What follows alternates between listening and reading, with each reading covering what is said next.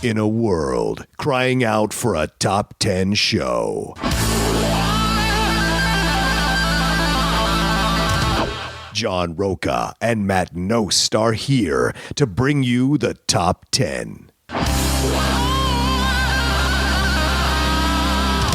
Brought to you by the Schmoes Know. Take it away, boys.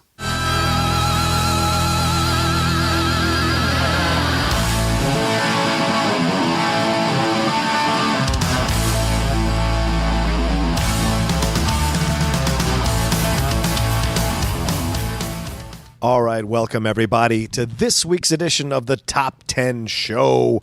We are coming to you live from Collider Studios in Studio B of this huge establishment that I am now a full-time employee at. And in fact, the Schmoes Know are recording their show in the other studio while we're recording our show. Not to be outdone, we're recording it at the same time. Sure. Yeah. We're going to be here while they're doing their show. I had nothing to add to that. I don't even know why I started a sentence. I got 2 words in. I was like, I got nowhere. This plane only crashes from here. Why did you start this?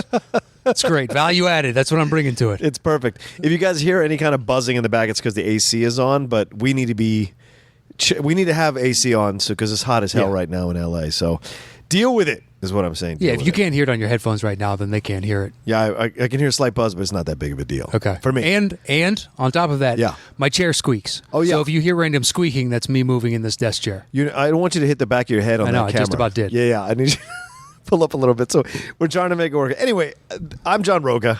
I'm Matt Nost. Yeah, welcome, everybody, to the Top 10 Show. We've got an interesting... how have you been, Matt? It's been a little bit since we've seen each other. How are you doing? I'm good. I'm good. I got no complaints. Yeah. Happy to be here, be doing the show. Yes. It's been a bit. How about yourself? I'm How you good. feeling? I'm busy. Tired? Yeah, tired. I'm busy. I got a lot going on.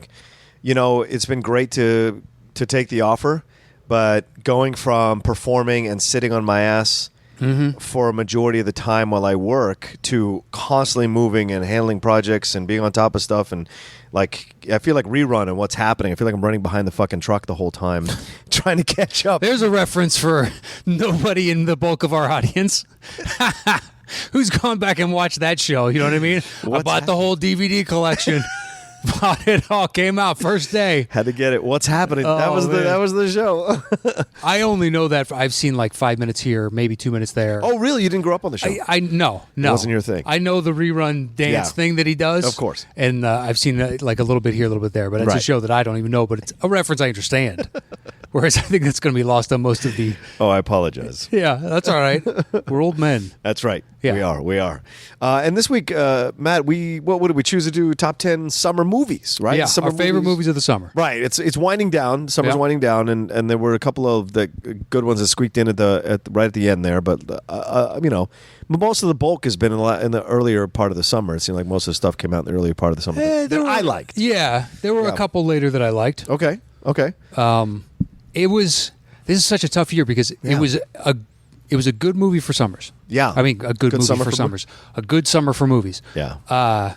Where everything they churned out was good, but I don't know. A lot of them didn't resonate with me as much as they did everybody else. I get why everybody likes it, but at the same time, it's I've seen this. Yeah. I've seen this a bunch of times, and this happens, or I don't like this. Yeah, this is going to be all spoilers, by the way. Yeah. Spoiler alert. We should have dropped that from the top. Well, we haven't said anything yet about the movie, so we should say But that it's coming. For any movie that you would have seen and might have missed, we're going to be talking about it for the most part. There's a couple that I missed. I just couldn't make it out to, but I saw a lot of movies this summer. Yeah. I think I saw the bulk of them. There's 2 or 3 that I know that I missed that I wanted to see. I will eventually. Yeah. But outside of that, I think I saw everything else. Yeah. But it's a summer of even the ones that I like the most, I still have I don't like this section of it. Yeah. And I don't know. Other summers may not have been good at the overall product, but they had 1 or 2 were just you know what, I loved the way that ended. Yeah. Or the way the entire thing was. And this year I'm I enjoyed the hell out of it, and these parts it falls apart for me. Yeah. I like to for the most part I like the movies. It's certainly better than last year. Yeah. Last year was couple years. I have to look at the slate. Yeah. But I think the last couple years. Yeah, that's a good point. Yeah. It felt like I was unsatisfied by a number of films this summer still, which I found disappointing. But like for the most part, I enjoyed my summer a little more than I have the last two. So I think that's a fair assessment there. Yeah, as an overall arc. Yeah. Of the summer. Yeah. All right. Do you want to tell them how the show works? Sure. Once John and I set a topic, we go our separate ways and create individual top 10 lists. We show back up here. I do my bottom 3. He does his bottom 3. I do my next 2. He does his next 2. Then we trade one apiece. Once we've revealed our personal top 10 lists, we combine the 2 to create the shows. All right. I stumbled 2 times over words, and I didn't like the ending. Okay. What are you going to do? I didn't like the ending. You're the Bella Caroli of. I don't even know that reference. What? Bella Caroli? Yeah, isn't that what his name was? The one who trained all the U.S. gymnastics, that crazy Romanian dude? Isn't that his name, Bella Caroli? Was it Caroli? I thought it was Caroli. God, I can't remember. I should remember that. When he's like him and Carrie Strug. Yeah, Carrie Strug. Lampooned it on SNL. Yes. I know. It is Mary Bella Lou, something. Mary Lou Retton? Yeah. It's not, okay, maybe it's not Caroli. Maybe I thought it was Caroli. I don't know. It's like, damn it, that doesn't, it seems close, but not right to me. I don't know. And someone will look it up. It'll be the first comment. You're Of course. Idiot. Of course. This is what it is. This is what it was. It was Bella Lugosi the whole time. Such an underappreciated actor. It really is. Yeah, absolutely. Yeah, it's so good. Just such a great- transformed into this other human being. It's beautiful. Such a good gymnastics trainer. Who knew? Hit the horse. All right. Anyway, Matt, start us off. Yeah. Okay. So once again, tough to order this list too. Yeah, I know. It was, right? For that reason. Yeah. It's like, what did I appreciate more? What did I like? What didn't? It's not even a didn't like. This is still making my list. Yeah. My number 10 is Detroit. Okay. Let's. We got to punt just a couple. Okay. So go ahead. What's your number 9? My 9 is probably the biggest disappointment on some level to me of the summer. I still enjoyed it. Okay. But I wanted so much more. Yeah. War for the Planet of the Apes. Wow. Okay, we're punting again. Okay. What's your number 8? My number 8 just came out, Logan Lucky. Okay, I haven't seen it, so go ahead. You haven't seen it? No, I didn't get a chance to I was supposed to go see it over the weekend. And then my friend got caught up doing Burning Man banners, and we were going to go together. Okay. And because of the new job, I have no time. Like, seriously, even at night, I've got stuff scheduled. So, like, we're recording here after work now. Yeah. So it's like I've been so busy, I haven't had a chance to see it. But everyone says it's great. So I'm glad you put it on your list. I don't want to say too much to spoil it for you then. Sure. To those listening, you're going to get a free pass on this one on some level. I will say this. Look, I lived in West Virginia for 8 years. Yeah. The accents were really good. Wow. For most of the characters. Okay. It's a tough one to pull off, and they all kind of did distinctive versions. Adam Driver's reminds me of a couple people that probably amalgamated in my memory, and it's not a real person, but they kind of spoke like that. It's more from the holler. Right. You elongate like, lato. There's a lull between, like a hard consonant that disappears right in the middle there. Right. He does that well. It's good. I'll talk to you about it once you've seen it. Okay. I don't want to kill it for you in the room. Okay. But you enjoy the hell out of it.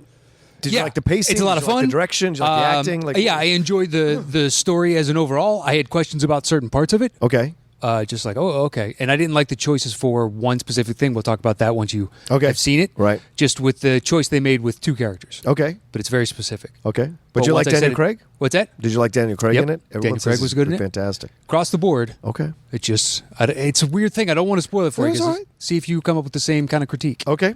I'm definitely seeing it sometime this week. Okay. Even if I have to go by myself, which I don't care about anymore. So 'cause I have to make the changes in my life just to make this job work.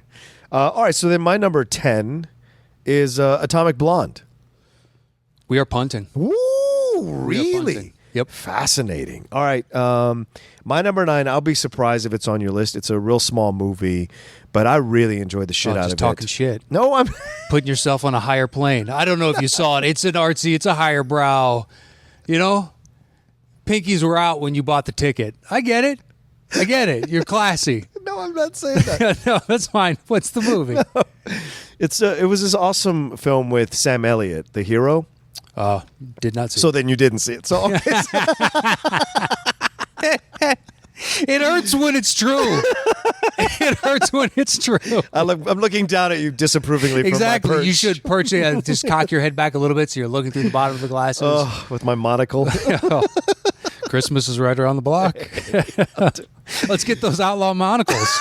You know what I mean? A monocle, maybe with a little mustache on the bottom of it. You just wear it right there. Imagine walking out on top 10. I've got a monocle. The outlaw has a monocle. Where did the outlaw get a monocle? Oh my God. It'd be crazy. It'd be great. Are you kidding me? But anyway, this is such a fantastic film that my friend talked me into going to see it, and I couldn't have enjoyed my time in the theater more. And it's a small film. He's an aging. It's really kind of it kind of walks that line between being a true story about Sam Elliott and not about being. He's a guy who starred as a famous cowboy. It's a movie made him famous. He was a cowboy in this movie. Now he's an old guy doing voiceovers for meat. Or these kind of products like beef. It's what's for kind of like what Robert Mitchum did at the end of his life. Sure, he's this guy who's doing things for chicken. And she's like putting roasted chicken on you, blah, blah. And then they ask him to do it over and over again. He just gets more and more frustrated. How could you not? Right, exactly. So it's a mirror into this. It's a window rather into this guy's world, and then you see him kind of having this kind of renaissance because he has this moment at a dinner for this Western heritage thing where they honor him for it. And one of the guys who honors him for it is one of the guys from Barney Miller, if you remember that 70s TV show, Jesus. And so I was so for me it was it was a great melding of generational shows, and actors, and Laura Prepon plays this younger who gets involved with Sam Elliott in the movie, and Sam Elliott, his wife is his real life wife is in the movie. It's Catherine Ross, who was in Butch Cassidy and Sundance Kid. So all of that, and he's going through they divorced a long time ago, and he's trying to get back in touch with his daughter, and his daughter's played by Kristen Ritter, who plays Jessica Jones. And so there's so much in the film that I thought was really moving and well done, and it wasn't played for schmaltz. They didn't take shortcuts. They just showed you a window into this guy's life for an hour and 40 minutes, and I thoroughly enjoyed it. And you forget sometimes when these guys get old that they can still be leads in films, and the right kind of films, because they're still fantastic actors. Oh yeah, yeah. Just there's other newer, hotter actors, and unfortunately there's not many parts for that type of movie. Exactly. Or that type of show. It just doesn't exist. We're looking for a demographic. We got to play to that demographic. That's what I'm holding on with for dear life, wherever I'm at right now. I would be out of fashion in a few years. All right, so then my number 8 is Detroit. So let's talk about it. Okay.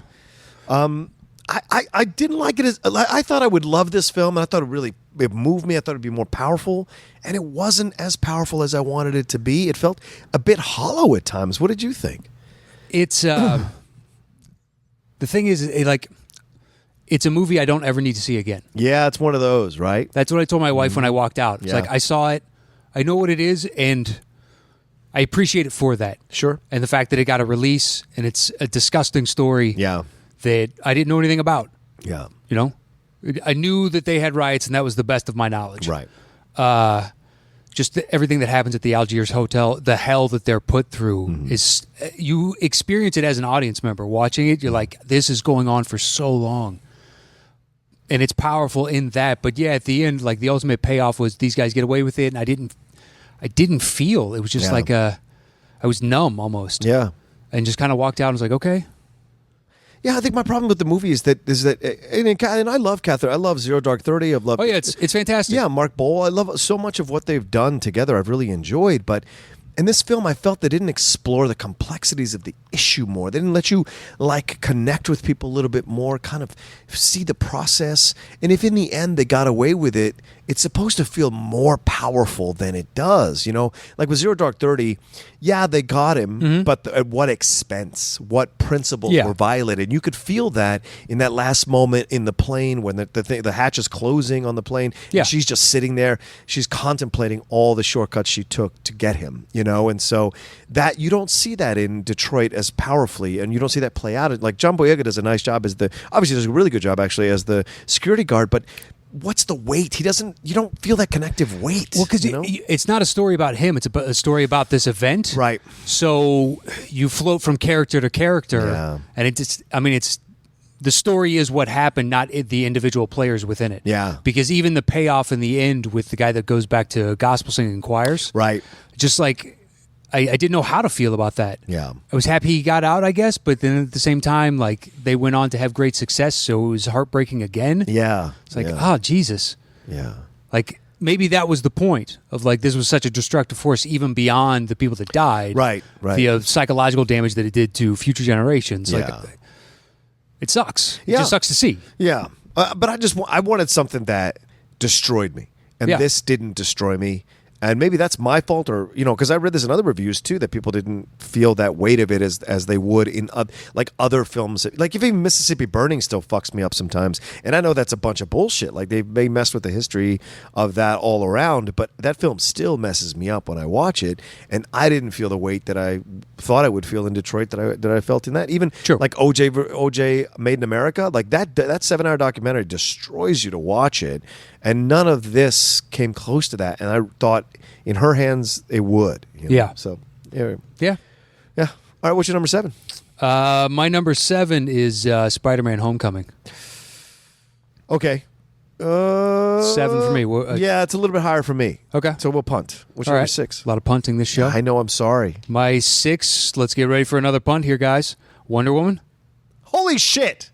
6? 6. Yeah, we're definitely punting. Okay. All right. So then my number Jesus. Have I attacked you so far? That is 2 attacks for you.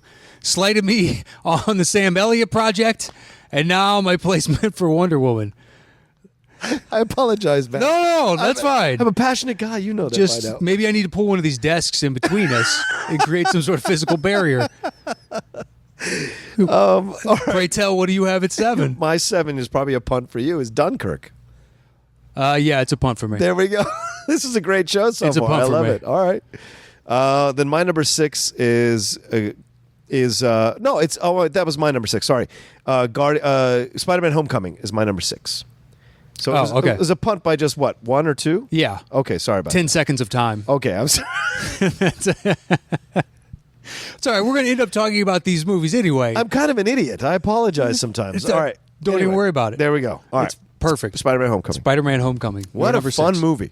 Yeah. Right? A lot of fun. It's I liked Spider-Man. Mm-hmm. I walked out going, I like this Spider-Man. I like this version. Yeah. I was never the biggest fan of the Tobey Maguires. Oh, wow. Okay. I liked them. They were fine, but they never captured me the way that Spider-Man did in the comics. Mm-hmm. And I think this has a chance to. It's a more playful, but yet, I guess, more believable version of it. And that and the Andrew Garfield. I like those two, but I didn't love either one of them, especially the second one. But the first one was all right. Yeah. But in this one, it was just a lot of fun. Like seeing Spider-Man do all the stupid little kind of teenagery dumbass shit that teenagers would do, having more fun, but just the believability. I mean, so this is one of the movies where it falls apart for me. Okay. The ending makes no sense. Yeah, how so? It just Once again, this is spoiler alert, so you haven't watched it. Yeah. Go ahead. So this alien tech gets stolen by Keaton, right? Right. And he is awesome. He's so good. He is so fucking good. Yeah.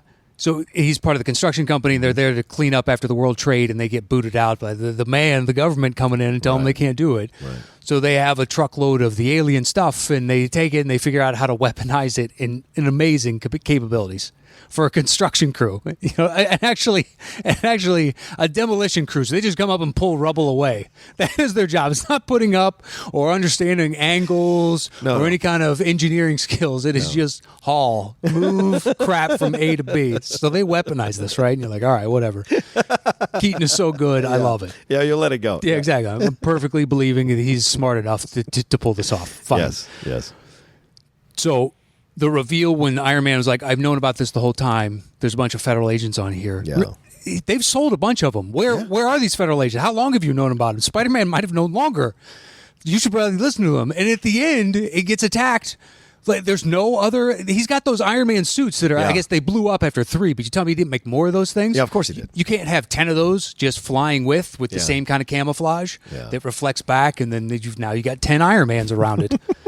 But they don't. They just send it off. We'll turn it invisible. Nobody wants anything like this. There isn't this guy named the Vulture flying around Manhattan right now, terrorizing the people. It's just like, okay. That being said, Keaton is awesome. Yes, he is. The movie is crazy enjoyable. Mm-hmm. I still walked out going, that was fun, and I want to see the next one. Yeah. For sure. Yeah. It's just because of those. Yeah. Just like, this is a lot of suspension of disbelief for me, but okay. Well, I enjoyed it because I agree with you, Matt. Amar, I'm sorry, I agree with you, Matt. I think to me, it got close to what I remember Spider-Man being in the comics. Yep. Right? The playfulness, the joy, the smart-ass remarks, but then the cost of those smart-ass remarks, because even in that sequence with the bank, he's making jokes about them looking like the Avengers and what the tech is. And he's like wide-eyed still as a kid, because he's like, what kind of tech is that? That's pretty awesome. Like, as he's getting like sucked into this tractor beam type thing with his weapon. But in the end, they end up blowing up the dude's sandwich shop that he got the sandwich from like just a few minutes ago in the movie. So there's a price to pay for things that are happening, and he has this desire to find out. And there's this earnestness in him that I really enjoy, and I believe, and I agree, he's better than Tobey, in my opinion. And he's better than Andrew Garfield. I enjoyed the first Andrew Garfield Spider-Man. I thought it brought some darkness to it that you might not have seen in Spider-Man before. Yeah, and I thought obviously the second Spider-Man for Tobey Maguire is the best one of that trilogy. Yeah, in my opinion. Yeah, mine as well. Yeah, but this one just got back to the joy of Spider-Man. We didn't get an origin story. We didn't need it. Marissa Tomei's fantastic playing off of him as Aunt May, and Martin Starr is funny as the teacher, and Zendaya there, and also his best friend. Like, all of it works really well, and it was definitely geared to a certain generation, right? But you could still access it even if you're not from that generation. And it for an older generation that has seen a bunch of Spider-Mans that didn't read the comic, or now they're educated to, this is closer to what Spider-Man was. Exactly. So it's almost a re-education of them. Right. And this is why we fell in love with this character in the comics. Yeah, exactly. This type of attitude. I don't think you've perfected it, but you're on the right path. Exactly. I could see you getting there this time around. Yeah, and you're right. And Michael Keaton is great. And Michael Keaton's like, he even gets a Keaton moment when he's like, I didn't want you to do that. Why did you do that? You know, those Keaton moments that you rarely get in movies anymore. He got a chance to play with because he knows. That's like one of his former ticks that he would do a lot. Go over the top. Exactly. I really hope they do another Beetlejuice. Oh, you think? Yeah, that'd be good, right? I want to believe that he could still pull it off. Oh, he can still pull it off. I know. He's in great shape. It's just not even, but it's the comedic timing and like taking the chances. If you go back and watch Beetlejuice, like, it is amazing that they let an actor do this, and he wasn't like this in every movie. Right. It's like such a specific skill to play this over-the-top character somehow believably. It's impressive. And it's still beloved by so many people, that character, because it's still a huge attraction at Universal Studios. They don't have the Beetlejuice show at Hollywood. I don't know if they still do it in Orlando, but they used to have a rock and roll show with Beetlejuice and Frankenstein and Dracula and Bride of Frankenstein and all these people. But Beetlejuice, who has no business in that world of the monsters, because that's a separate universe with Wolfman and all them. Beetlejuice wasn't part of that, but he's so interesting and part of like that horror kind of vibe. You stick him in there, but he still is a character that walks around Universal Studios in Hollywood. Universal going, hey, kids love Beetlejuice. Put him on the show. Put him in the show. Exactly. We might be able to sell more merch. And they went, okay. But he still walks around in Universal Studios Hollywood. They have like 4 or 5 people play the character, and he's still beloved. People still discover that movie over. So you're right. That would be great to see him do another one. I hope so. Yeah. I really hope so. Yeah. All right. What are we up to? Your 5? My number 5. Okay. Which is Guardians 2. All right. So my number 4. So we can talk about it. Yeah. I know we both like this. I couldn't believe how much I enjoyed this film. Yeah. I've gone back and seen it twice now. Yeah, it might end up creeping up higher. No. Like, eventually, when I look back, if in 10 years we're somehow still doing this show and we're out of ideas and we're like, let's go back and revisit the summer of 2017. Let's see where we re-rank these and just run the show side by side. Oh, in our big studio in New York. Exactly. Once we have the 10 channels, that'll be the classics. That'll be the classics. Just nonstop. Tonight on Revisiting the Classics. Here's a gem from April 2018. Enjoy. We can have clip shows. We should. Okay, I will only do that if our set is like desks around us with stack of papers and stack of like reviews and all these kinds, just like old school stuff. That's what I want. All right. Yeah. So I really. Oh, sorry. I'm sorry. Guardians of the Galaxy. I really enjoyed that movie. Like, I was surprised how much I enjoyed that movie.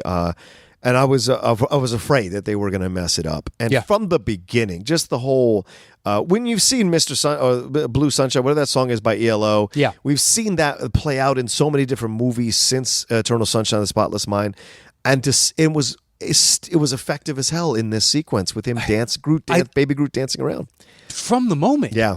this is why maybe it should be higher on my list, because there are so many moments where I love that. Yeah. That was like, oh my God, I love this movie, because that is the only character that we don't know, technically. Right. So we need to be introduced. So it's him like in the midst of, and the battle is insignificant to the action of what is Groot like? And he fights these little rat-like things. And he's just kind of running around being a little kid who has this weird ability. And, he's mischievous and he's there to have fun. He wants to listen to his music. And it was just such an inventive way to open the film. Like, because they're setting up, we're going to open this huge battle. Like, nope, we're going to spend that time just having fun with this tiny little character. I mean, they went for, a lot of jokes. They did. And at times, like that ripened fruit one, it's not ripe yet. No. She either needs to get to that, she needs to get that much later in the movie, because when it comes up and she finally gets it, it's like, at the end of the first act or something. And you're like, you haven't earned that punchline. I agree with you completely. That was the one that really stuck out like a sore thumb to me. And most of the other jokes, almost all the other jokes worked for me, but that one was like, you could see that coming a mile away. Like they were hitting you over the head with a hammer. The only other way to play it with it, and she takes it and be like, it was fine. Yeah. Then it's a joke. That's a good point. Yeah. Then it's a joke. Now it's like she's just repeating the character action. We all know that it's not right. Yeah. Two people stopped you. We like them. They're being jerked to you because you were a jerk to them. But if you were nice to them, they'd be nice to you. That's how it works. Exactly. They're civilized. You're just an animal. So that's the way they're interacting, or that's why they're interacting with you. But the send off at the end for Yondu was so deserved. Oh man. So deserved. Man. How do you pull that off in a sequel? I got all emotional. Yeah. When they play father and son, the Cat Stevens, I was like, you sons. Exactly. It's not of time. Bitches. Yeah. It's not time. It's right. It's I was not. so mad. I mean, we talked about it before. Like that gets a little old with like the horns of Shanzamar. And you're like, okay. I remember that was like my critique, I think, when we talked about it. Just like, oh, okay. All right. Yeah, a little much. But Stallone coming in, that was so great. He was great. So great. And now, boom, I buy this franchise on the side. Yeah, exactly. If they created the original Guardians with Stallone and those people that were in that. Go off, have fun, and delve into a little bit of backstory as you're doing it. Don't do flashbacks or something like that. Just give it to me, like how they interact, and you pick up something. And by the second movie, if like the first one was good, that's when we'd go back. Yeah. Or some shit like that. Exactly. Yeah. And Kurt Russell. Jesus. I know. It's always nice to remember how much, just like I was saying with Sam Elliott earlier with The Hero, it's always nice to remember how much you enjoyed an actor. And we talk about Michael Keaton too. Like these guys, they were stars for a reason. And when you give them the opportunity to step up, they really step up again. And he did it all through the whole thing. I mean, when he's having that stupid little moment with Peter Quill with Chris Pratt, and he's reciting the lyrics of Brandy to him as if it's some kind of philosophical discovery between the two. I was like, only Kurt Russell can pull that off. But Tua being like him, yes, their words are just as true, I guess, on some level as any other. So if you can wrap up the idea, more tightly, I'm going to appreciate that. The poetry of it. Yeah, he was great. I even liked when they did those egg-like things, and he would flash, and you could show him pictures and scenes. Yeah. When he'd go back to his mom and whatnot, they were porcelain dolls. And I loved the idea of that. Like in his memory, she is this perfect figurine-like individual. It's not really a real person to me. It's manifested in my memory as this. That's great, man. I've never picked that up. Yeah. Wow. I saw that and I was like, that is a beautiful detail. If they intended that, that is a beautiful detail. I'm sure they did. That's like I appreciate. Catch. You know what? Fuck it. This should have been higher on my list. Oh, here we go. Because I can do this more with this movie than I can, I think, with anything else. Wow. Well, not anything else on my list, but boy, here we go. Yeah. Okay. Hey, you have it higher on your list. I do. I have it at 4. Yeah. Because I was surprised how much I enjoyed it and how much I've gone back to see it and enjoyed Mary it 2 more Poppins. times. I know. Shouldn't oh my work. God. Shouldn't work at all. No. Shouldn't work at all. And that was what's incredible about the film, too, is once again, here's another guy like Michael Rooker. Here's the guy that we remember from the 90s and late 80s. Like, this guy was great in these films and doing all the stuff that he did. Disappears for a little while. It kind of does these B movies or straight to DVD movies. Yeah. And all of a sudden, the studio gives him a shot at a feature film playing this character. And he knocks it out of the park. Has those great moments with Rocket, and it was, we should say that too, like the team coming back together. I know people were complaining that they separated halfway through the movie, but I think I like that. You have to do that because otherwise it's just a retread of the first one. Exactly. So what do you want? This now allows for growth of the characters and of the storyline. This is the healthiest Marvel storyline there is. Yeah. Because it's operating independently and they don't have to do this. How are we going to force all these square pegs into round holes? Right. So yes, they can float in, but at the same time, they've got their own side gig over here. Yeah. And Yeah. I think that could be a lasting franchise for them. Oh, I agree with you completely. Yeah. Whether or not they want to keep playing these characters, who knows? But I don't see why not. It seems like it's fun. Yeah, and I love the Nebula stuff. I liked the Nebula stuff with Gamora. With I love Karen Gillan. I love her to pieces ever since Doctor Who. So I like when she plays this character. Some people complain that it's a little bit too wooden. I don't agree at all. That's the character. Yeah, exactly. Yeah. I mean, they have the moment and whatever, and she says she's going to get vengeance, and all. It's just great. Yeah, from I really her enjoyed it. perspective, like, you kept winning, so you were doing this to me as well. Exactly. It was such a moment out of nowhere. You're just like, oh shit, I feel sorry for her. Exactly. Damn. You're like, all of a sudden, damn, don't make me feel for you, villain. I like that. It's a little Friday action.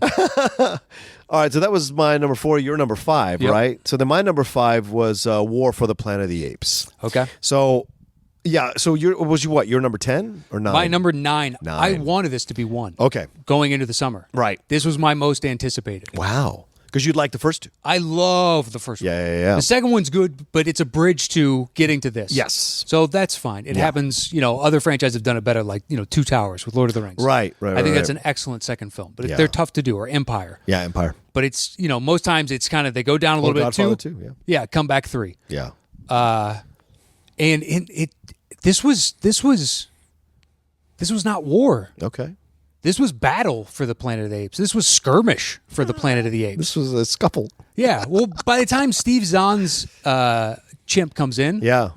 now we've opened up the possibility there are, in fact, animals, primates outside of our radius that got affected. Right. Thereby, then, I don't know what percentage, if they could survive wherever they're at, maybe you recoup 25%. Yeah. 30% overall. So they're populating. So wouldn't they be taking on with humans everywhere? Right. Like if they could coalesce into any kind of force and figure things out. I mean, maybe obviously having Caesar really helps. Yes. I mean, having a leader like that. I will give you that. Right. And Caesar Andy Serkis is amazing. Jesus. Don't you just believe that's a real being? All around, everyone. Yeah. For Maurice, the is he a baboon or orangutan, whatever? Oh yeah, he's an orangutan. An orangutan, right? To Steve Zahn's character, Jesus Christ, that was amazing. Yeah. And I was talking with a friend of mine. And I said to him, how can they do that detail with apes and they can't do that detail with humans, like with Grand Moff Tarkin in Rogue One? And he said it's because we can notice it in humans. We don't notice it in apes because we're not. I bet an ape would watch that and be like, "That's a bunch of bullshit." Whereas we could watch Tarkin and go, "That's a bunch of bullshit." Like they could tell what was fake and what isn't. We couldn't necessarily tell because to me it was so damn realistic. I mean, I wrote that column for the tracking board. It was my first column I wrote was promoting Andy Serkis for an Oscar because he's so believable doing this shit. Figuring out like that's a good way to walk. Yeah. I know it's his third movie, but it's just like, yeah. Yeah. Yeah, that would because his joints aren't actually articulated like ours, so it would be like a stiffer motion like this because they're used to doing these other actions. Right. So to mimic us and stand on 2 legs, he would kind of, I guess, walk like that. Plus, he's older. Yeah. And he's been through that fight with Koba. Exactly. Which was great to have Koba come back in his visions and his dreams. But the way it's... So for me, I enjoyed it more because I like the story, that it took its time. I love the scope of it. I like the cinematography. I love shit set in the snow. That already like puts me in a good place about it, which is why I'm mad I didn't get to see Wind River yet. But like this film... I like that we went on this journey. We figured it out, and then they get into they get captured. Then you have the little girl. I like the Nova aspect of it all. I enjoyed that, and then the battle scenes were great, and even the conflicts with the gorillas who were part of Koba's regime. Yeah, basically the donkeys, right, of the humans, but they were part of Koba's regime, so they were willing to sell themselves out to destroy Caesar and his points of view, which I thought was great. It's very once again, it's very human-esque in these creatures, and you see it all proceed to this massive battle. But the reason I don't have it higher is because it's kind of a cop-out ending that Woody becomes a slave to this disease and becomes a drunk and then kills himself. And then you're like, well, then there's no real battle. But then, and then Avalanche apparently takes out, that's all the rest of humanity. Yeah. There's nobody left. Nobody else. The war's over. We've won. Yeah. So this was battle. This was skirmish. Yeah. This was scouting party got caught. And now we're in a full-fledged war. This was not. This wasn't a set about plan. They were jailbreaking each other out. Yeah. Like, but at first I thought the Steve Zahn character was just telling too many jokes, and then after a while it became endearing. Yes. And that's what I enjoyed about the character. I was like, oh, they're really going for, jokes with him. And then after a while I was like, now this dude has just been so isolated. I think I'll appreciate that more on a second because I'm going to watch it again. Yeah. Maybe I miss, maybe it resonates more, but just like by the ending, I was like, this sucks because I don't think Caesar's work here is done. Yeah. So please don't take him away because he's the most compelling character. Absolutely.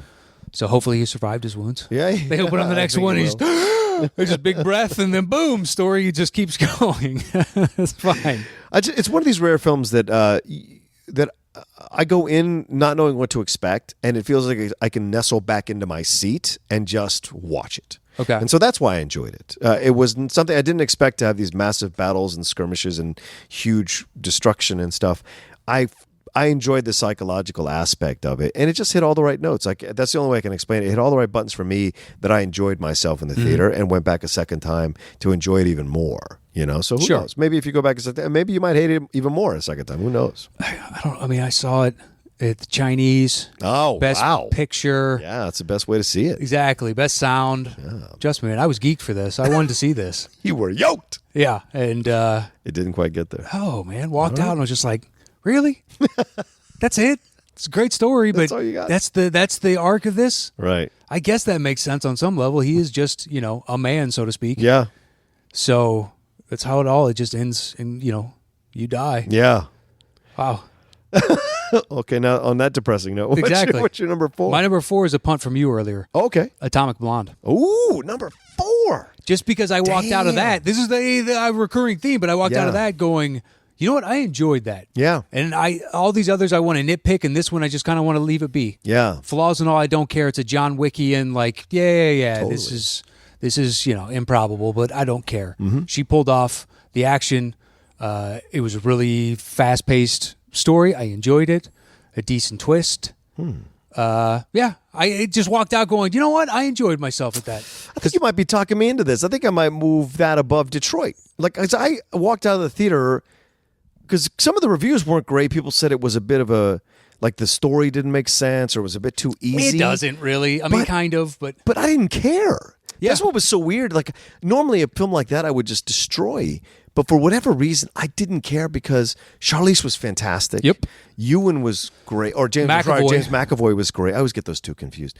Sofia Boutella was great as the French spy. And everyone just seemed to really bring it. And that fight scene on the stairs, holy Mary, into the apartment. And that's like all in one shot. Yeah.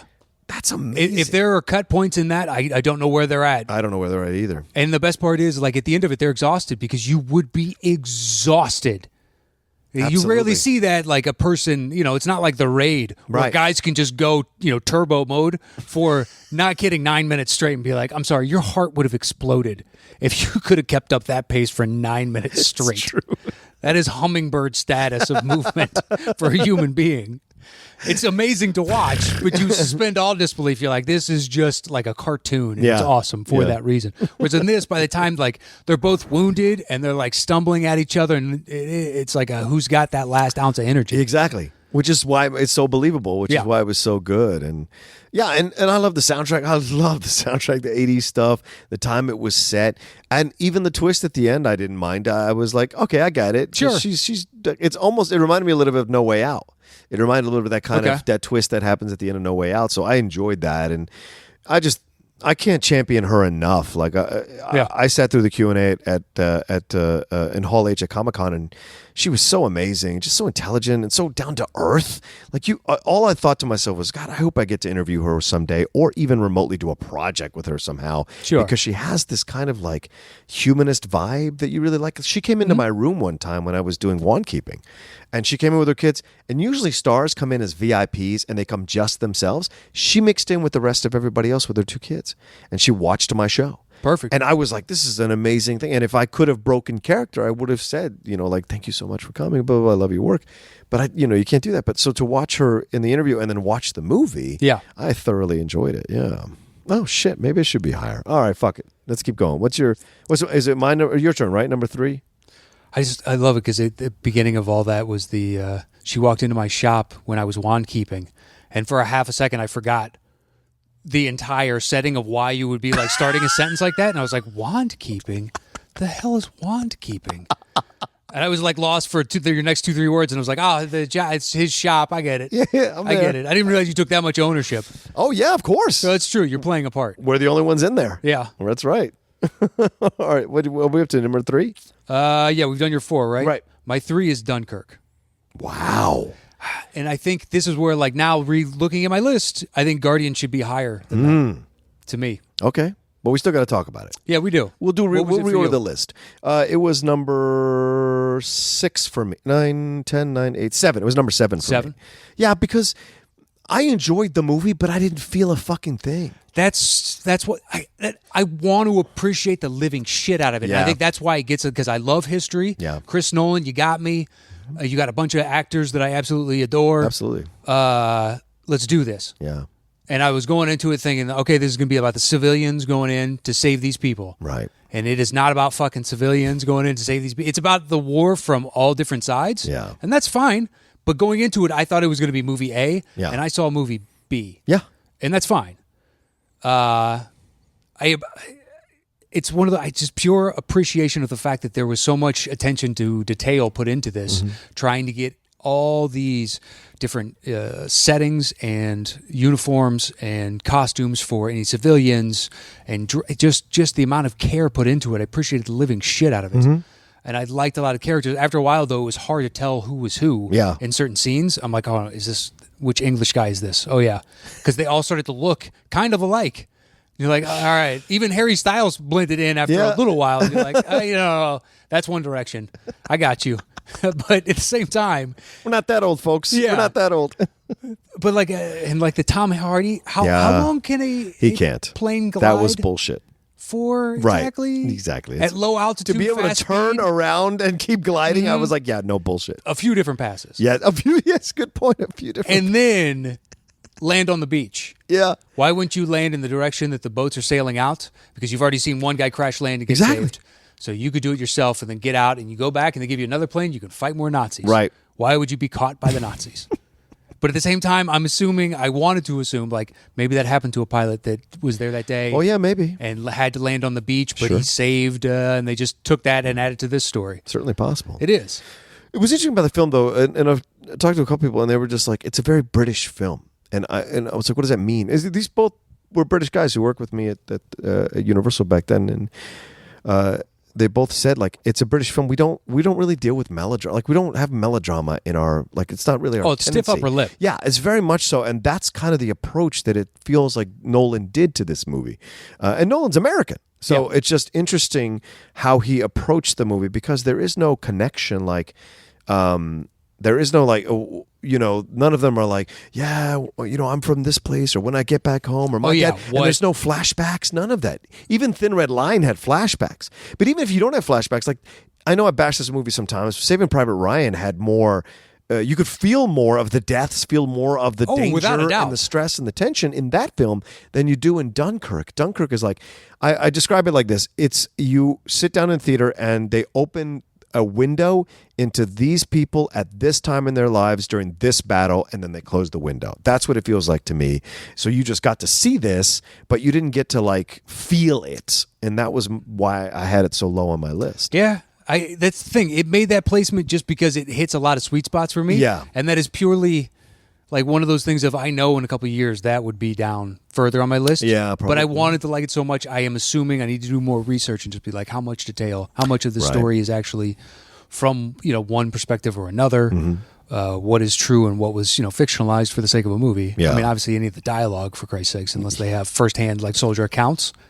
Any of that stuff, but at the same time, like, the actions, the way it goes, the beats of the story itself, Mm-hmm. we did this, this, and this. It just, it's Chris Nolan, and it's one of those of, I'm gonna give it repeat viewings. I already know, Yeah. so And Rylance was great, and Cillian. It was always nice to see Cillian Murphy. It's always nice to see him pop up Yeah. and stuff. So I enjoyed him in that. That was your number 3. that was my 3. What's funny about that is you defended the movie more, and I have it at 3. I think because you're down that you. Have I it am. that I am high. looking at my list. Yeah. I told you this list was a weird one. Like putting it together, Yeah. trying to order. It's just like, what do I really feel? And it's one of those of, until I say it aloud, I guess on this one, Yeah. I haven't maybe processed. Well, sometimes all my- we just have to work things out as we talk about it. It's nice. This is like therapy. Yeah. Movie therapy. There you go. Another No, TV no, show. no, no, What are we no, up to? 8? Is there a movie? There is a movie therapy. There's a film therapy. Yeah, that film therapy. Brienne Movie does, therapy. but yeah. Totally different. Totally different. Totally different. I don't even know what you're talking about. I don't even know what you're talking Nothing about. to do with it. We're not affiliated in any way, shape, or form. All right, so my number 3 is Baby Driver. Punting. Woo! I had a feeling. I had a fucking feeling. Yeah. All right, what's your number 2 then? My number 2 is The Big Sick. That's my number 2. Is it? I love that movie, man. Dude. Right? Made you feel the most. Yes. From such a simple story of a guy in an awkward place and he still likes this girl, but they're both trapped in weird situations. Yeah. And then to meet her parents like this and hang out and like experience her parents as everybody else does. They're people. Yeah. That she doesn't. So they kind of all identify with one another just because we're all broken in some way. Yeah. Yeah. And I don't know, it was such a beautiful, small kind of film that had the ability to impact emotionally just in the middle of summer. Yeah. What are you doing? Right? It was so surprising. Yeah. I think it's the best romantic comedy I've seen since When Harry Met Sally. Like, I really think it's on that level. It's not as... I don't think it's going to affect decades of film going forward like When Harry Met Sally did. Okay. But I will say that this is a new approach to a romantic comedy. It's... she gets sick. He's already broken up with her. And it doesn't do the conventional route of him figuring shit out. He really has to fight himself every step of the way to figure things out of where he's at. And then when he does, he doesn't necessarily win her back. I know. I thought that was fucking brilliant, man. But I mean, this is based on his story. Yeah, exactly. And if from her perspective, like, I just woke up. Yes. And You've it's so done true. all this stuff. Yeah. All I remember is you breaking up with me in a shitty way over text. Yeah. And now you want You've got this cigar box full of girls' pictures. Right. The hell is this? Right. Like, this is creepy. Why didn't you? I thought we were together. My parents want to meet you. Like, why can't I meet your family? And you knew it was getting to that. Yeah. I knew once she woke up, she's not going to have the same feelings. Right. But you are, and your family is about you. Maybe that'll help you win the day. But right now, this is not your ideal situation. Walking in, she has no idea everything that you've done for her. Right. So, and no matter how much her parents tell her, she didn't experience it. So without experiencing it, it's why it's so believable. Like, it's why it's just another way. Like, while you were sleeping, Yeah. He was like, "Oh, yeah, maybe I should be with you." And then eventually, of course, she ends up going back to what's his face and having that happen. But like, they tried to almost make it believable that he could have fallen in love with her on accident or whatever behind, But with this, they dealt with the reality of it, and then they have time pass like a year or some shit. When I was like, "This is fucking brilliant to take chances like this in a romantic comedy." You just don't see a lot of them do that. And No. and kudos to Kumail for creating this character, for using his story to create this story with his wife, who was also the writer on the film, to create this story and then to cast it in the right way. Like, Zoe Kazan, I love her to fucking pieces. She's great in this, man. I mean, I feel the love from her. That's how much she's coming across. Yeah. Like, watching them fall in love was so real. Yeah. It was a genuine interaction because it was two people that understood each other and they were fine with that. Yeah. Like, I make stupid jokes. Yeah. Like, my wife, trust me, now I have her doing a bunch of the stupid jokes with me because she enjoys them because they're stupid. Right. But she's just like, it's fun. It's just, it's all kinds of inappropriate things that we don't do around other people. But they're just stupid jokes between us. Right. And just to see, like, oh, these two people really do, their orbits perfectly align. Yeah. Bought it 100%. Yeah. And that comes down to her because he can sell it. He lived it. And to now have her come in and be like, I buy this 100%. And you understand, it breaks your heart when he has to be like, I can't do this. Right. And they separate and then, where the story goes from there. But like the emotional resonance he has with Romano and, oh my God. Holly Hunter. Thank you. Yeah. You can't move her. Like, you're going to fucking kill her. Yep. When he just starts screaming that at the top and you're like, man, this is... I side with everybody in this room right now. Nobody is wrong. Because the hell do you do? That's what's so great about the film, Matt. It doesn't follow the conventional norms or the cliches of these romantic comedies. everybody's right and everybody's wrong at the same time in that situation because you don't know. Like, I've lived through it with my dad. We had to figure out how to give him the best care. My brother took care. Like, it was scary every step of the way because every decision could impact so negatively in the long run. Yeah. And this idea, like, he's yelling because and that yell comes from a place of, like, he's almost reclaiming his life in that moment because True. he's doing this Uber driving. He's been kind of keeping her at bay. He's been kind of a slave to his parents' expectations. He doesn't have the balls to step out of his parents, risk his parents' love, the loss of it. Separating himself from that, like, how much do you truly love this girl? Like, Exactly. you're willing to exile yourself from everyone you know. Right. Everything that you call home. Right. Is she worth that to you? And they walk the line really well of, like, making fun of it and then also actually respecting the tradition and respecting the seriousness of it. Like, with his brother, they make those jokes while they're at the batting cage about 9/11. Holy shit, man. Holy shit. The jokes about 9/11 in that film, I couldn't believe how effective they were. The Ray Romano jokes, the sequence, and then that sequence at the batting cages when they say, we're not terrorists, we're not terrorists. All of it was really funny.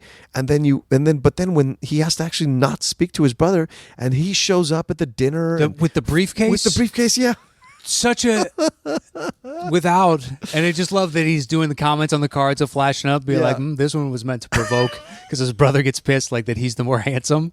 But they had gone through like 2 or 3 cards, and it was a perfect place to just put something in for us as an audience and also with his family, right? In that moment, be like, God, I'm still the same person. Yeah, I don't want to get an arranged marriage, and I think I love this girl. But I think that's what's great. It's not just the romance; it's also a comment on this idea of arranged marriages. Yeah. But it doesn't insult it. It just says it's not for him because his brother was in an arranged marriage. His brother's happy with his wife. Seems very happy. Yeah, exactly. So you have different perspectives on these things that don't judge it in a negative way. And that's such a very difficult tightrope to walk. And I thought the film, that's why I love the film so much because it walked it so well. And you as a stand-up, it must have been really interesting for you to see that transition and have him doing the stand-up and all that kind of stuff. I didn't care for the stand-up storyline and whatnot. Okay. Well, with A.D. Bryant and all them, like, moving to New York and doing the sketch stuff, I mean, I can nitpick that, but at the same time, it's just like I think that's just inside baseball, and like, right. It's like it's a hard moment to replicate, and they're trying to, like, that ball busting does happen. But if somebody came back and dropped the news on them, and they immediately go to ball busting, like, if I was genuinely in a room full of my friends, they'd be like, "Oh fuck, man! Like, let me know if you're okay." Exactly. And once you stop being a pussy about it, like, they'll give you a couple sentences of like, "I am genuinely here for you, but I'm about to transition back into being myself." Right. Like, this is a safe space, so just be yourself and kind of get out of that moment. Yeah. Unless you really need to talk about it. Yeah. I guess voice your opinion. If we're genuinely friends, that's what you do. Right. But at the same time, it's like, that's a hard moment, and you need to get in and out, and these characters only serve us to kind of push his storyline away from her. Exactly. So it's fine. Yeah. It works for the construct of the movie, so I don't care. Right. Oh, okay, so so that's your number. This is our number 2s. That was our number 2s. So did I already do my number 3? So baby. Oh, okay. So my number 1 is Baby Driver. Here we go. Okay. My number 1's Wonder Woman. There you go. Here we go. All right, go ahead, sir. Fighting this out. Yeah. Well, I got a feeling this Baby Driver's at number 3 for me. Yeah. Yeah, my heist. Yeah. What a good film. You want to talk about a film known itself from moment one? Yep. You mentioned that on our Heists podcast. Yeah. Just like it has a sense of who it is from the very first frame that it opens on you. I mean, look, this is the one where I was saying, you know what, I can nitpick it, which I can with this movie. I can thoroughly nitpick it. Sure, the first 20 minutes alone, yeah. Well, it's just like I don't understand why we went to the well of 2 straight characters going, why does this motherfucker have earphones in? Yeah. You didn't need the first one because that dude already saw him crush at driving. So it's just like, it doesn't matter. Right. He executed the job and he was awesome. So why are we complaining right now? Yeah. Whereas the Jamie Foxx was amazing. Yeah, he was. So Flat good. out amazing. I believe him as this menacing force. It's almost like he's flipped on Collateral, and now he's the Tom Cruise of like, trust me, I'm a hand grenade and the pin is gone. Right. At any moment, so don't stand too close. But what my biggest faults with it, that in the front, and then at the end, I don't understand Spacey's character's motivation. Yeah. To save the kid and to die. Yeah. It doesn't make any sense because you've already shown earlier on that you'll just eliminate a problem. Right. So if he knows the police are coming back for retribution, I'll kill the two of you. You're nothing. And then I will get out of here. And now that's a good point. I wasn't there. Right. And you may not attack me. And I can just say he went rogue. How can I make you whole with money? Right. Let's just keep the business going kind of thing. That didn't make sense to me. Okay. But I believed their romance. Yeah. I loved the action. When it all turns to shit, it is awesome. It's so deserved because they could have easily done a big, huge sequence like that earlier Yeah. and done one later if they wanted to. Yeah. And they kind of did, I guess, with that truck. That dude was pretty impressive in his truck. I believe. He was. Didn't he have just an automatic pistol? Yes. He just pulls it out and you're like, is this a civilian? Like, who the fuck is this? Who drives with that in shotgun? But I still like that scene. Yeah. And when all hell breaks loose, that movie just sings to me. Mm-hmm.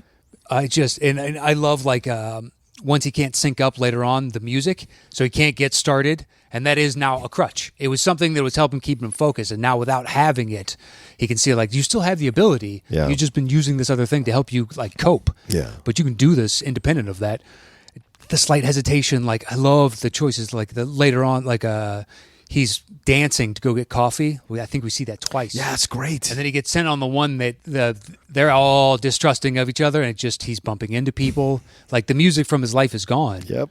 And it's this, everything is now just rain clouds and the storm's coming. Yeah. It's basically here at this point. Because he's being dragged into that one last job he has wanted to. He didn't want to do it. Yeah, he didn't want to do it. He thought he was out. Yep. And that's the other thing where Spacey already threatened to do some terrible things to her. Right. So you tell me later on he sacrifices himself. But leading up to that, I loved it. I loved the ending. Yeah. How it just ultimately everything transpires for all the characters I enjoyed except for the Spacey. Right. But I like the progression of the film. I just walked out of that going, that was a lot of... I just wish I didn't know so many people that told me it's great before I got a chance to see it. Yeah.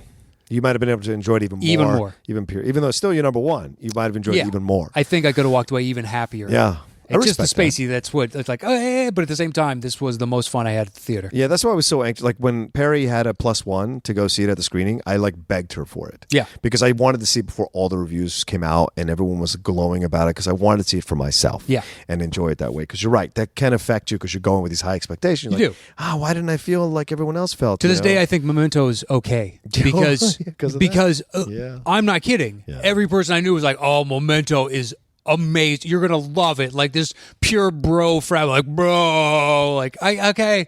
And then eventually you see it and you're like, it's fine. It's a perfectly good movie. You're just kind of sick of I don't know, it just fell through the cracks and eventually I saw it a year after everybody else had seen it. It's just I can't. Amnesia, bro. Yeah. Amnesia, bro. Yeah. The film for me, Matt, it goes back to this whole idea of the romantic nature of film, right? We've seen people push back and get psychologists and all these people write these articles and columns going films portray an unrealistic version of love. It's not really like that. There's a lot of hard work and it takes time and people have their issues. And I get that. Absolutely. Yeah. Films can sometimes fuck with you if you're a sensitive person and make you think love is supposed to be a certain way when it's not that way. You question it or whatever. But this films like this break through that issue and make you remember what it was like to enjoy the romantic nature of a smaller film, right? Yeah. Edgar Wright really directs the fuck out of this movie, and Ansel Elgort and Lily James have great chemistry. And I didn't know he was so disliked. Yeah, because I don't know what he's been in. Right. They were made for, and I was talking to Gabe about it, who was in town. Yeah. And he was like, no, I know people that just despise that dude on sight. And you're like, really? Okay. It's one of those things, you make a snap decision about a celebrity. Yep. You just do, because there's so many of them. And you can't make enough mental space for all of them. So I like that guy, I don't like that. I didn't really know who he was. Yeah. And then just oh, that guy was great. And then go online and be like, whoa, a lot of backlash on this fella. Well, I hope he does well. I enjoyed him in this. Yeah. And it's great. John Hamm is fantastic. Oh, he's great. Yeah. And his wife. Yeah, the Rodriguez girl, she's great. I think that's her name. And obviously Jimmy Fox, like you said, Jimmy Fox and John Bernthal.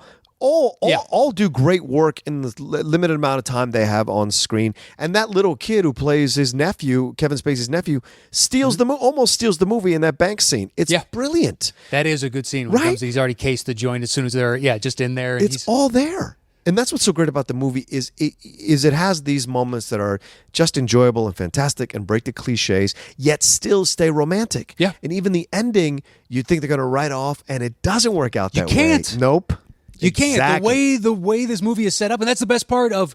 As soon as it happened, I'm like, this is great. Yeah. The character ultimately, I love that he knows he's going to lose, so might as well do it honorably. Yeah. Because you're the only one that's really had any honor in this. I guess Spacey's redemption gives him honor. Sure. Still don't buy it, so he's dishonorable in my book. But you also believe it because the love story that is because it's young love. Yes, young love is that way. It's going to be impetuous. Yes. And we're going to rush into this. It's going to be world ending. Exactly. That's the way it is. And in this case, it might just be. Yeah. It might just be. And the black guy, like the guy who played his adopted father, that's the sign language stuff that they do is so great. And they just give you this relationship, and it works. Sometimes in movies when they give you a relationship and there's no real backstory, you kind of go, I can't feel anything here. But they do such a great job communicating with the sign language, and he seems like he really cares about him and doesn't want him to do these things, but he's doing these things so he can get out of a situation because he messed up when he was a younger kid. Yeah, but that's justification for doing the wrong thing. Exactly. So you've managed to maintain some morality in this, but there will come a time where that won't be the case. Right. Because you keep putting yourself into these situations. Yeah. I love it. Oh, shit, what was I just going to say? Something about what you just brought up, but son of a gun, I think it might be gone. Okay. That's all right. All right. What are you going to do? Okay. You know, old age sets in. You lose track of certain thoughts. They go off the rails. There's nothing we can do, man. All right, so then my number one is Wonder Woman, and for so many reasons. And I think it's a fantastic film. I've gone back and seen it 3 times now in the theater. Okay. And I'll probably go back one more time before its run ends. It already crossed 800 million, which is insane. It's the highest grossing origin story superhero movie ever made. Like, that's amazing to me. And so, but I think also because it's a perfect summer film, it hits all the right notes for a summer film. It shocked the shit out of me that it was as good as it was. Yeah. I really did not expect to like the film at all because I didn't like Gal Gadot in Batman vs. Superman. I've been very clear about that. I didn't think she was interesting at all. No, because online some people... Matter of fact, thank you. Check. Some people bitch at me like, how can you can't like her now because you like... Sure you can. And I'm like, what the fuck is wrong with you? And people Sure say you that can. shit. Your opinion can your mind. change. Of course. It's fluid dynamics. Sometimes it's just like, guess what? That river goes that way and it's just never meandering back to this side. Exactly. But they've also given me a track record of it. And if their track record is so short, be like, boom, they can, just take a huge turn and be like, I like this. If they can keep doing something like this, sure, I'm in. And this is the only thing I've liked her in. Like, I didn't think she did anything of a real note in the Fast and Furious movies, and that Keeping Up with the Joneses was terrible. I never saw Keeping Up with the Joneses. Oh, it's so terrible. She's not good in that movie at all. I didn't want to not like the people that are in it. Right. So there I you didn't go. see it. John Hamm and all that. Yeah, right. John Hamm and Galifianakis. Galifianakis. Yeah, Isla Fisher. Like, I like you guys. Yeah. Let's not ruin this. So this film just was so surprising in how much I enjoyed it, and as a superhero movie, and even more than Spider-Man. And I really liked Spider-Man, but there was something about this that had a great. It brought, and for lack of a better term, it brought a gravitas to Wonder Woman that you really want to see with this character. Like, to me, it's this generation's Richard Donner's Superman. That's my opinion of it, that it feels like this it's generation. Better than that. Well, there we go. Yeah, because you don't like that. Yeah, you don't. So that's not a hard leap for me to go, yep, I will agree with that wholeheartedly. Well, the rest of the world, Matt, thinks that film is a fantastic film. Superman has still not been rendered in movie form for me. Man of Steel came close, right? Yeah. Not 100%, but it came close. Yeah, it came the closest, but at the same time, it's still still far away. I still don't like Superman. Yeah, that's fair. It's when he has, I think we talked about it in the past, but like Red Sun. Yeah, Red Sun is great. What if he had landed in Soviet Russia? Right. That's really interesting. What if that? Okay. Yeah. Well, guess what? They're going to win the Cold War. First things first. That's out of the question. So, do we want to become friends with him because we can't stop him? Right. And then there's another one where like he realizes eventually because his super strength and all that jazz, the sun's radiation is actually too much. Yeah. So it's speeding up, and he now has a time like a clock, like the rest of us, and time is dwindling. You're like, that is interesting. Yeah. Now I can relate to what some of the things he may go through. Yeah. But you can't really do that in film. No. But this is just. And the relationship she has with Chris Pine is so believable and it's a great chemistry, and the stuff on Themyscira with Connie Nielsen, with Robin Wright. Robin Wright's so amazing in this. Like Princess Buttercup is kicking ass and swinging swords. Like all that stuff is just so kick ass. And then you get out in the world, and her naivete about the world is not stupid. She has a very strong belief system, and when she's confronted by things that violate it, she is willing to fight them or call them out or violate conventions in order to confront them. And I love that about her, man.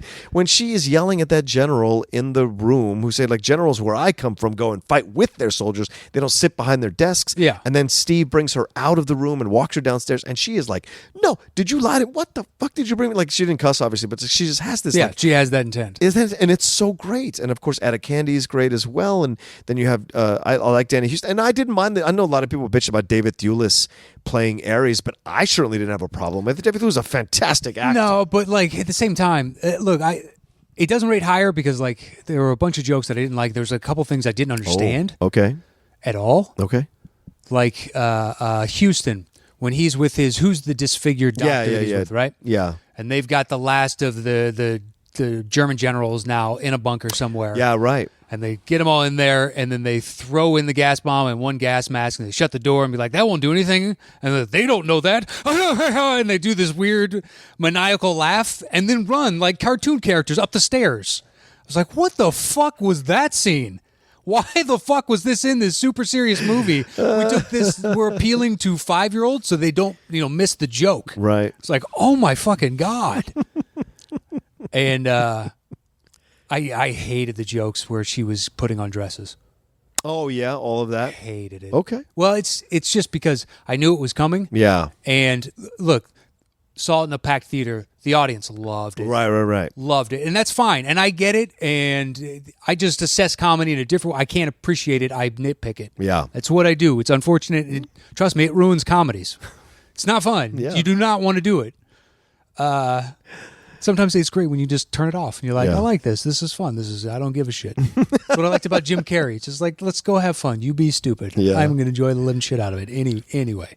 But there's enough drama and like It is. No, stakes. It's There's excellent. stakes in this movie. And I'm happy for DC. Yeah, absolutely. You finally got one Yeah. that's not Nolan attached as far as I'm concerned. Yeah, I agree. Because, look, people out there defend all the way, but you're never going to change my opinion about almost anything else DC has put out in the recent years. I agree with you. Just not. No. Whereas this one was like, this is fantastic. Please tell me that Joss Whedon is going to be able to help like with the edit and everything like that, and make Justice League take Snyder's like grittiness and the cinematography and all that, and like help him flesh out the characters and get out a finished product or something. Right. But I don't know. We'll see with that guy. Yeah, we'll see. It's a tough situation, especially for Snyder and where he's at. Yeah. And to take over and the production's kind of finished. Like I don't think I'll hold that one to as critical a standard just because. Yeah, well, and that article came out 2 days ago. His ex-wife set him on fire. I don't know if you saw that. I did not see that. Oh, yeah, dude. She came out and said that he'd been cheating on her for 15 years. And he full on admitted it to her. And she has quotes from texts or letters that he has sent her. Like she set him on fire, said he's a fake feminist and that he used her as a shield, and his love of like doing these female-led shows that he'd produced as a shield to cover himself so that he could sleep with like other actresses. He like PAs, waitresses, like she was listing all the people because he fully like, according to her, right? This is all from her point of view. He came clean about everyone. And he said the first time he had an affair, it was to try it out and see if he could get it out of his system. That was his logic in doing the affair. So she said, I don't know how much that's going to affect. Hold on. Let's not gloss over. Okay, I don't want the ridiculousness of, I need to get this out of my system. Yeah. Like sex. Sex is like heroin. Once you get it into your system, you're like, you know what I could use is some more heroin. That's the fucking truth. I'm just going to try heroin once. Exactly. Just to get out of my system. Nobody cheats around and being like, this feels great. I've already disassociated any guilt because I'm allowing myself this one. Right. So as long as this feels amazing, which it's going to fucking do. Sure. You're going to continue dangerous. doing it. Right, exactly. It's just like this, the logic. I love this logic because it is a simpleton's. Yeah. He's been hiding behind this thin veiled mask now in his own head of like, it's totally fine. Yeah. This is totally fine. I made this decision. She doesn't know it's better for her. Yeah. Oh, man, we could talk about that for the next hour. I'm sure. Well, that's fucking fascinating. Well, we might on another show. Yeah, but that's like true. This is so I don't know if he's going to still keep doing Batgirl. Obviously, he's going to have to finish Justice League. They're not going to bring on a third director for fuck's sake. But I wonder if this affects him doing Batgirl and anything else he might Probably have. will. Yeah, so we'll see. Well, I mean, he's made them a lot of money, but so his overall job security is safe. Yeah, because we'll see. Yeah, because he might have to relinquish a couple projects here or there. Well, his website that was a website that was fully dedicated to him, run by a woman, shut down. right after that letter came out, she shut That's the it thing, down. though. Also, okay, let's not talk about. Yeah, but it's personal stuff, right? It's like Yeah. who knows how much of that is true. Like Exactly. Now we're just speculating on top of that. Exactly. It makes for interesting discussion. Sure. Because the letter is told from her point of view, and she plays herself as this hero the whole time. And and we've all been in relationships. We all know everyone's a hero and a villain in relationships. Sometimes someone is way more villainous than the other. Sure, of course. But in relationships, especially 15 years with somebody, you're not always the dutiful wife just sitting there going, anything you want, honey. She probably saw signs, didn't pay attention, didn't want to pay attention. Who knows what happened? It's not that and in no way am I saying she's to blame. I'm just saying she's not 100% innocent in the situation in terms of like she was just sitting back and just letting it. No, I'm sure there was, it's a more complicated than that. But still, what he did is terrible. Yeah. And so we'll see how that affects him going forward. Yeah, but this Wonder Woman was fantastic, and they should follow this blueprint to do better DCU movies down the line. Hopefully, yeah. All right, I agree. Let's hassle this out. Obviously, Big Six number 1, so that's no surprise because it's my number 2. I won't push back on that.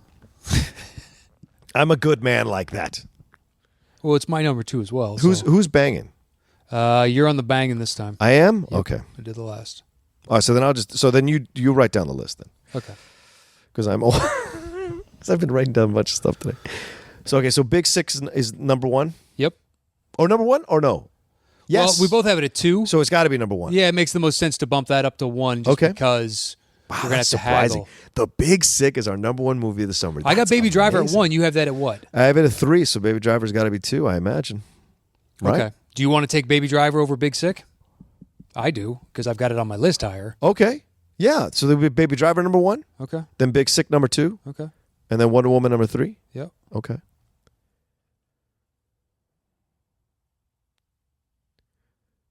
you want to put Guardians under Wonder Woman? Yeah, because I think it should be. Well, okay, where do you have Guardians on yours? Number 4.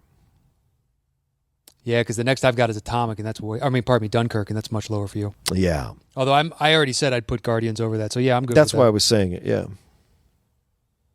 Not because it's my number 4. Yeah. No, of course not. I'm trying to be magnanimous here. What do you got next? War for the Planet of the Apes. All right, I got that at 9. Where you got Dunkirk? 7. So we put Dunkirk there. All right. This is where it gets interesting. Because I still got Atomic left at 4. What's your next highest? Well, I said War, and then Spiderman Homecoming. Do we put Spider-Man there? Spidey's 7 for me. Okay, put him there. I'm cool with that. And where do you got Atomic Blonde? It's 10 for me. That was my 4, and that was your what? What was 10. your Apes? I'm sorry. Oh, Apes was 5. Okay. So we can put Apes there and then Atomic Blonde? Does that work? Well, I have Atomic 1 higher than you. Yeah, technically. So War next and then Atomic Blonde? Well, I was thinking Atomic next. Well, Atomic is 10 for me. Yeah, but it's my 4. What's War for you? 9. We both have a lower opinion of. I have a higher opinion of Atomic. I'm saying it rates higher for me. Oh, because it's your 4. Yeah.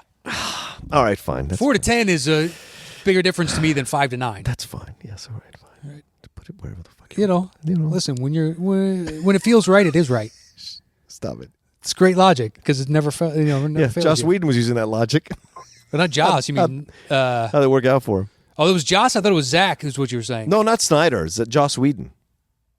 Wow. Not Zack Snyder. I was thinking of Snyder. No. In my head, when you said that, I was like, "Oh, are you fucking for real?" Oh no, he's hardcore Saying on top devoted of like to the his daughter wife. and everything like that. Right? No. He's Then hardcore it comes out devoted because to they're his wife. like just pulling apart so much that he just one day was like, hey, guess what? Guess what I've been doing?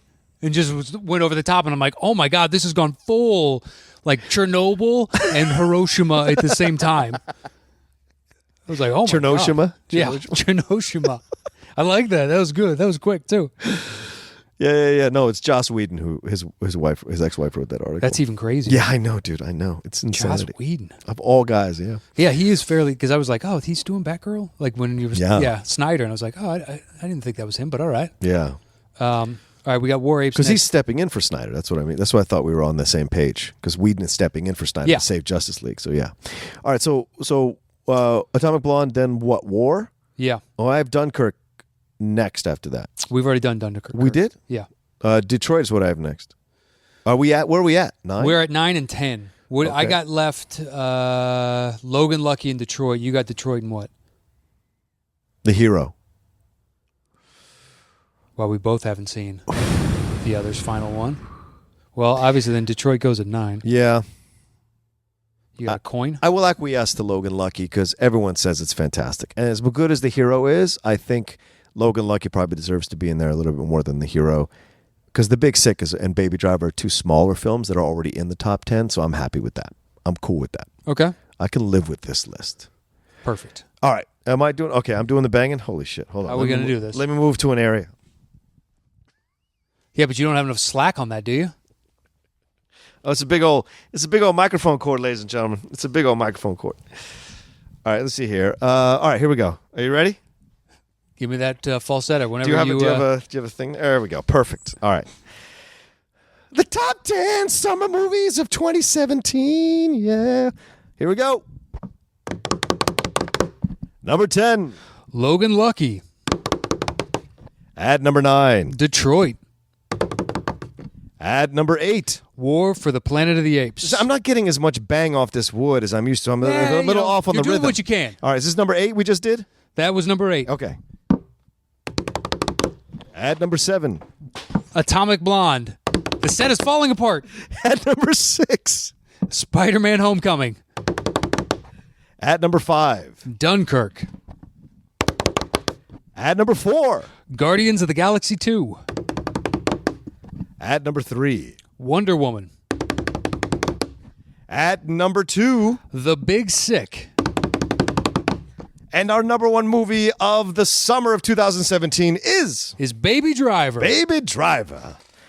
And they even played the song in the movie, which I really appreciated. That soundtrack was good, too, that Baby Driver soundtrack. Didn't you think? Yeah. That was really, really good soundtrack. Yeah, a lot of cool, interesting choices for specific scenes that most people wouldn't associate. Yeah. And like going with some Queen and going like just mixing it up, too. Different styles. Right. Sometimes in moments like when it needs to be cooler, it's got that, vibe to it, so it helps set the scene. Yeah. But it's not overt. Sometimes the music is the character in the story, and in no way did I feel that within that movie. It was good. Yeah, agreed. Well, there you go. There's our top 10 films. The summer of 2017. A good list, I thought. A lot of good films on this list, actually. Excellent list. Yeah. Hopefully we spoiled every one of those movies for you. Yes. And you have no need to go. Yeah. It sounds like now going back over my list, I just basically talked about why the movie failed for me, and I still liked it and put it on my list. Well, there we go.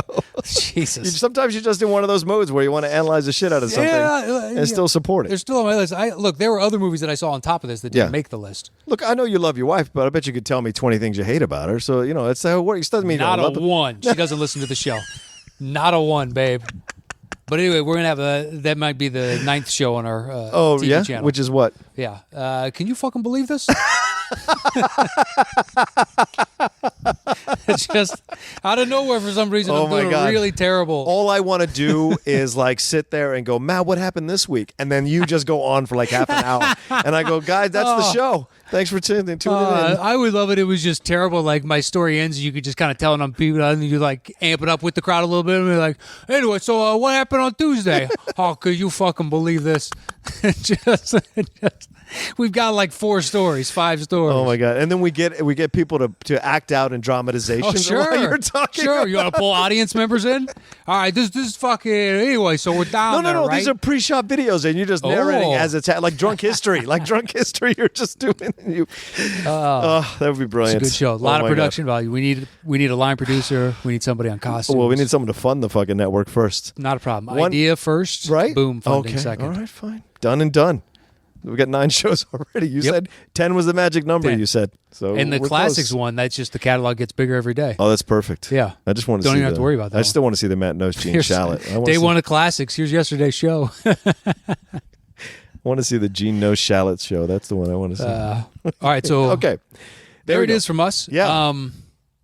I want to say thanks to Chris Alexakos, who's helping us out with our Facebook page. Yes, he took over there. He's already come up with a few fun, different little things to try and be more interactive with everybody. We thank you to him. Thank you, Chris. Don't get a big head. You know me. Matt's the good cop. I'm the bad cop. I like that you're coming up with ideas. I'm cool with it. I love that you're just publicly calling him out. I just want him to understand. He's doing us a favor, and you're like, listen, you should be happy that you're doing us a favor. here are the demands for my favor. You're like, whoa. If you knew any of my friends, they would just be shaking their head, going, "Yep, that's Roca." But like, listen.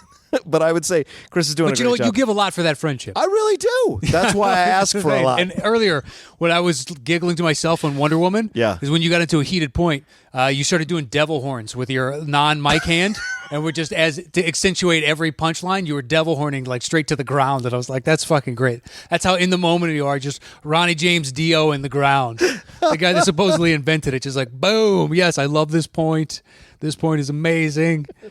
I fucking loved it. It's true. You were in a zone. You're like, bah.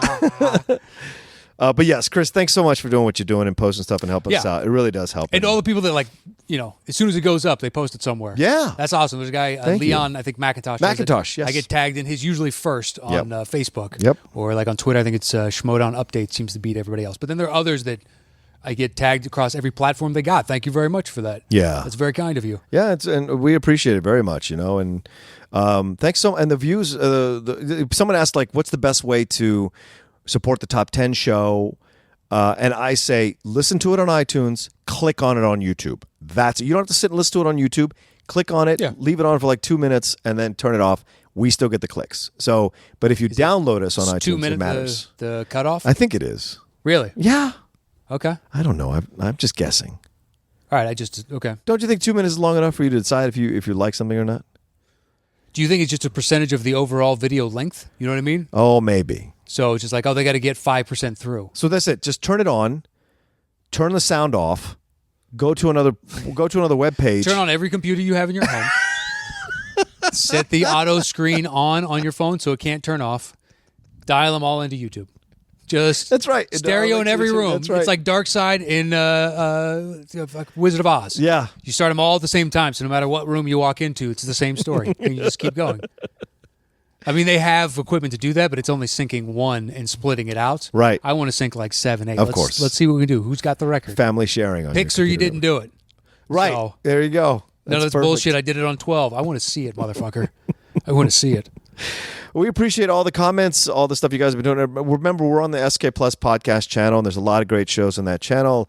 The After Schmo Show, Schmodown Rundown, the Wangers Show, Don't Be a Beardo, Outlaw Nation, and of course Top 10. We're just please patronize those shows. Give them likes, give them comments, and give us likes and comments as well. And keep telling your friends about us. We're back, so we're doing this thing. And even with this new job of mine, we're still finding time to record the show because it's really important. We will. Yeah, we'll continue to do that. Absolutely. Yeah, we enjoy doing it. We're trying to. Another thing people keep asking about video. It's not happening. It's not in the cards right now. Not right now. Until we announce something, it's not anything. Yeah.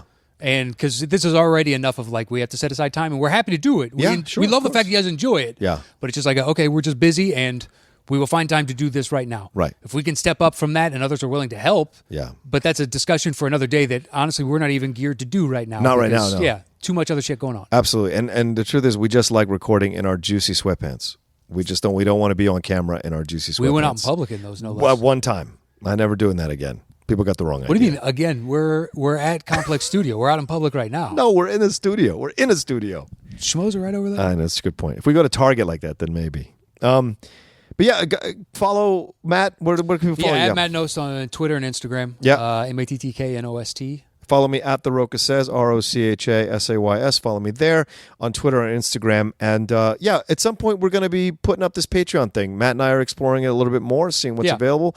But it's definitely coming soon because it is getting, it's not a matter of begging for money. It's a matter of this is a show that's not inexpensive to do. So, it would be nice to, if any of you guys want to support us and showing love, great. And if you don't want to, that's fine too. We're not going to judge anybody. If we end up doing it, we'll explain all of what it is, if and when it happens. Absolutely. So right now it's just, hey, put it out there. We may ask for your help. Yeah. Not a lot, just a little here and there, And I'll sing from my supper. Ain't nothing wrong with that. Exactly. And please keep sharing it. Please keep retweeting when we tweet the show and when Chris tweets the show or Matt tweets it on iTunes. Please retweet it. Tell your friends and family. Keep it going, and we'll be great to go. Okay, so are we good? Yeah, we're good. All right. Thanks everybody for listening, and we will see you all next time.